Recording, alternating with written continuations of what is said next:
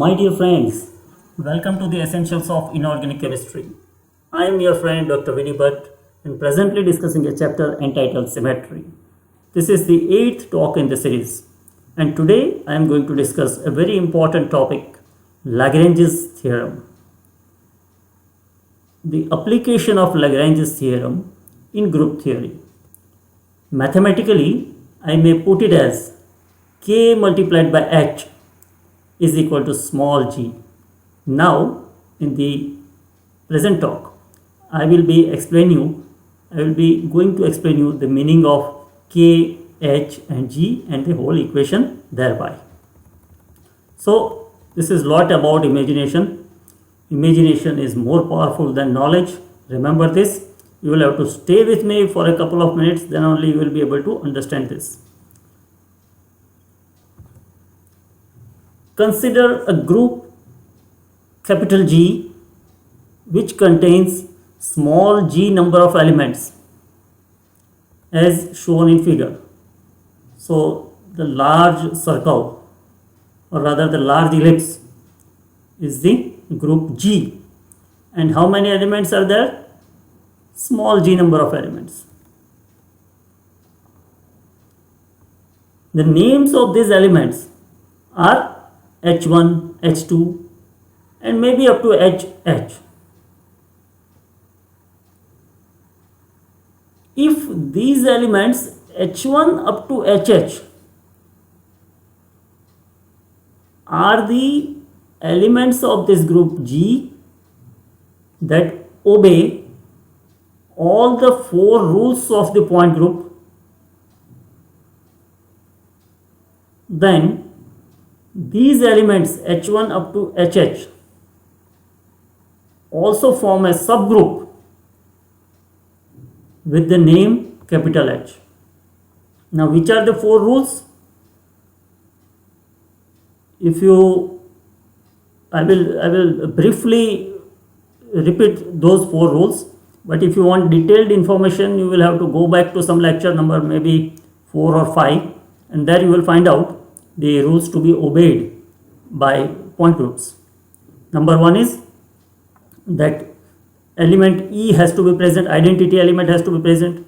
Then most important rule, the second one, is that each of the members of the group must be multiplicable with each other, and the resultant member, the result of this multiplication, should also belong to the group. Say if you have 2 members H1 and H2, and if you multiply H1 and H2, then the result, say H3, it must also be member of the same group. Otherwise it is not called a group. So that is the second rule.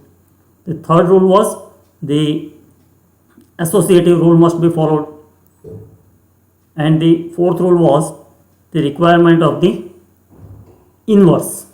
The inverse element should also be present. So after a brief recapture of these 4 rules, we come back to the discussion. I will repeat it once. You have a group with symbol capital G which contains small g number of elements. This I have shown in the figure. Now if some of the elements of this group like H1, H2 up to HH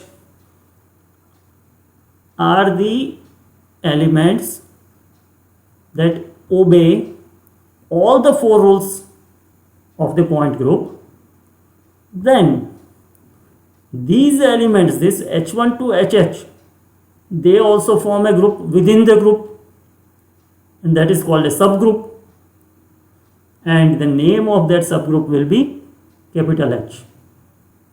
Okay, so here I have shown the subgroup capital H within the group G. Now let F be a member of G but not H. So F belongs to G but it does not belong to H. And also F multiplied by H1, then F multiplied by H2, etc. are the products that will belong to G but not H. Okay. Then if, consider a situation, if F multiplied by HI is equal to Hj, and if this Hj belongs to capital H group, then this same equation F multiplied by Hi is equal to Hj can be restated as F is equal to Hj multiplied by Hi inverse. What I am doing, I will take this Hi on the right hand side, so it will become Hi inverse. So F is equal to Hj multiplied by Hi inverse. So what does this mean? It means that F is obtained by operation between two members of your subgroup H, because F is equal to some H multiplied by H. H multiplied by, say, H inverse, but inverse has to be, it is one of the rules to be obeyed for the point group, that inverse has to be present in the point group. So if F is obtained by multiplication of two members of H group, then what happens? Then you will be able to say that the F also belongs to H. Now you see the equation F is equal to Hj multiplied by Hi. So F is obtained by two different elements, multiplication of two elements Hj and Hi. So what happens?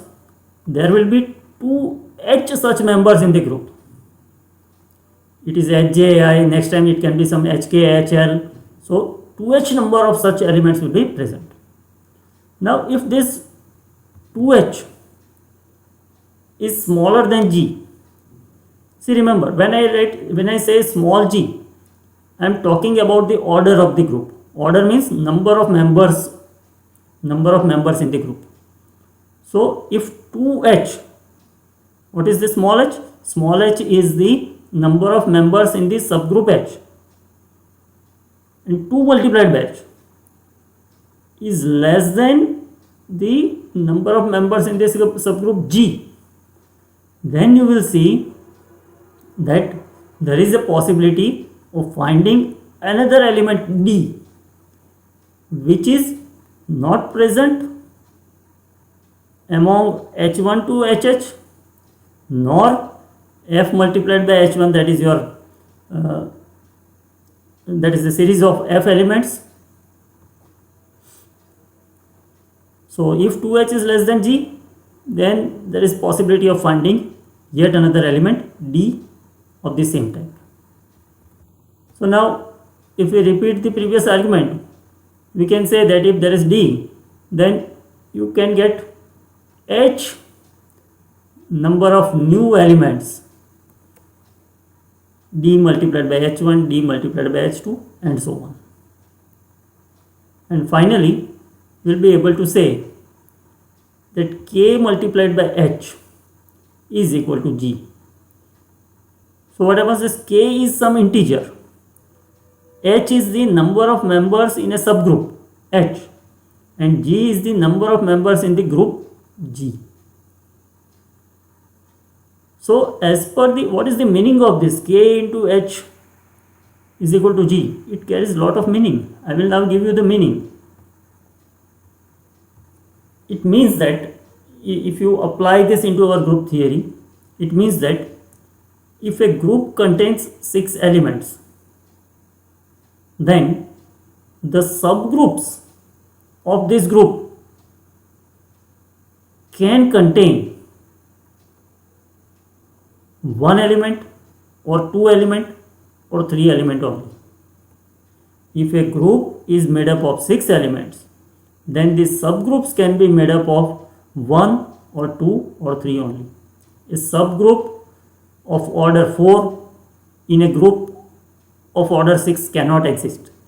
A subgroup of order 5 in a group of order 6 cannot exist. I will again simplify this. See, we have already seen that k multiplied by h is equal to g, where k is an integer, g is the total number of members in the group, and h is the number of members in the subgroup. So, if we take a group of 6 elements, then k into h is equal to 6, because you know the value of g. Now, in how many different ways you can make k into h is equal to 6? There are only 3 ways. See, if you put k is equal to 6 and h is equal to 1, you know h is the number of members in the subgroup. So 6 multiplied by 1 will be 6. And the other way is put k is equal to 3 and h is equal to 2. So 3 multiplied by 2 is 6. The third way is put k is equal to 2 and h is equal to 3. Then again you get 6. That is, by putting the values of h is equal to 1 or 2 or 3 only, you can get k multiplied by